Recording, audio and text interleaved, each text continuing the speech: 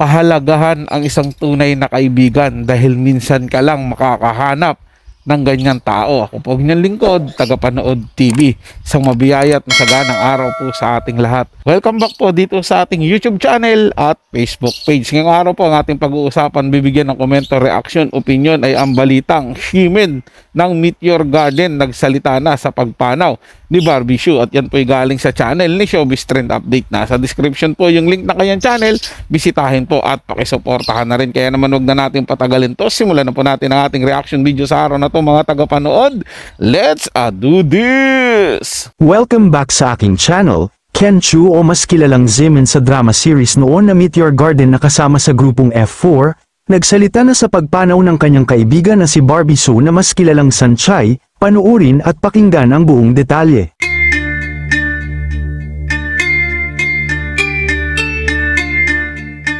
Pati nga ang Taiwanese singer-actor na si Ken Chu, o mas nakilala natin bilang Ximen na isa sa grupo ng F4 sa palabas na Meteor Garden, ay shock at hindi rin makapaniwala sa nangyaring biglaang pagpanaw ng kanyang kaibigan at nakatrabaho sa Meteor Garden na si Barbie Hsu na mas kilalang Sunshine. Matatandaan na ang karakter na ginampanan ni Ken Chu na Ximen sa Meteor Garden ay isa rin sa mga nagpakilig noon sa mga kababaihan noong kasikatan ng Meteor Garden, dahil na rin sa angking kagwapuhan nito. Matatandaan na naging inspirasyon din siya noon ng iba't ibang lahi na nakapanood sa kanya sa drama series na Meteor Garden. Matatandaan din na iniulat ng media na pumanaw ang Taiwanese actress na si Barbie Hsu sa edad na 48 dahil sa pulmonya matapos mahawa ng influenza habang nagbabakasyon sa Japan. Sa kanyang Instagram story makikita ang post ng aktor na si Ken Chu na isang black photo na nangangahulugan ng pagluluksa at pakikiramay sa pumanaw na kaibigan. Kasunod ng isa pang larawan kung saan kasama niya ang mga dating kasamahan sa hit Taiwanese series na Meteor Garden, na sina Jerry Yan, Vic Cho, Vanessa Wu, at si Barbie Hsu. Ayon pa sa ulat ay shock si Ximen sa nangyari, dahil hindi niya akalain na iniwan na sila ng kanyang kaibigan. Gayunman, ay hindi niya daw malilimutan ang mga masasayang alaala noong magkakasama pa sila noon sa Meteor Garden, kung saan nabuo ang kanilang pagkakaibigan. Samantala, wala pang naibalita sa naging reaksyon ni Jerry Yan patungkol sa dati niyang ka-love team na si Sunshine. Gayunman marami ang naniniwala na shock din ito at malungkot sa nangyari sa kanyang kaibigan, lalo na't may mga anak ito na naulila.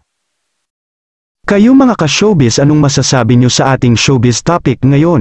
Kung yung mga tagahanga nga po, mga tagapanood, simpleng tagahanga lang, nabigla nga po sa pagkawala ni Barbie Hsu o ni Sansay.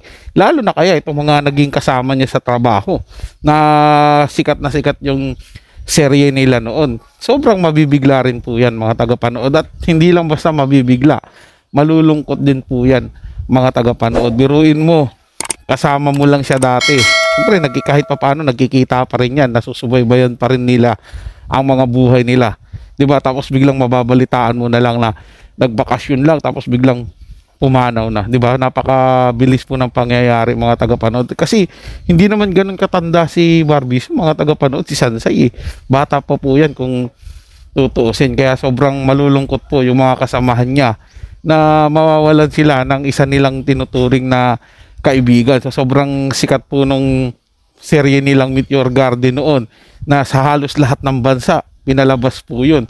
Kaya doon talaga nabuo yung matinding pagkakaibigan nila, tapos mawawalan po sila ng isang bahagi nung yung sabi na nating buhay ni o naging part ng buhay nila na sobrang tumatak po sa kasaysayan ng entertainment. Sa buong mundo po yan mga tagapanood, nakilala po sila dahil po dun sa magaling na pagganap nila sa Meteor Garden. Pero ang mas inaabangan ko rito mga tagapanood, kung ano ang masasabi ni Dao Mingsu po, nung pinaka-collab team po ni Sansay sa seryeng Meteor Garden. Yun po yung inaabangan ko, at gagawan ko rin po ng hiwalay na reaction video kapag nahanap ko po yung video na nagpapatungkol kay Dao Mingsu.